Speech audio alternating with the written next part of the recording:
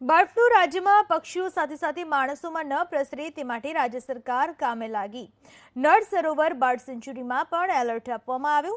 રાજ્ય સરકારે પત્ર લખીને સાવચેત રહેવા વન વિભાગને જાણ કરી।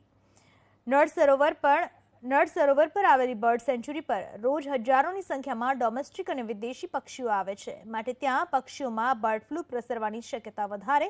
તો બીજી બાજુ નળ સરોવર પર ફરવા પણ ઘણા લોકો જાય છે, જેથી પક્ષીમાંથી માનવજાતમાં ફ્લૂ થવાની પણ સંભાવના। રાજ્ય સરકારે નૌકા વિહાર કરાવતા નાવિકોને સ્પષ્ટ સૂચના આપી છે કે નળ સરોવરની અંદર ક્યાંય પણ મૃત પક્ષી દેખાય તો તરત ત્યાં ફોરેસ્ટ વિભાગના અધિકારીને જાણ કરવી અને ગ્લોવ્સ પહેર્યા વગર મૃત પક્ષીઓને અડવું નહીં। સાથે સાથે વન વિભાગની 2 ટીમો બનાવી સતત દિવસ રાત સરોવરની અંદર 20 કિલોમીટર જેટલું પેટ્રોલિંગ કરવામાં આવે છે અને જો કોઈ પણ આ રીતે બીમાર કે અસ્વસ્થ પક્ષી દેખાય તો તરત તેને એક ચેનવાળી પ્લાસ્ટિક પોલિથીનમાં પેક કરી પશુપાલન વિભાગને મોકલી આપવાની પણ વ્યવસ્થા કરવામાં આવી।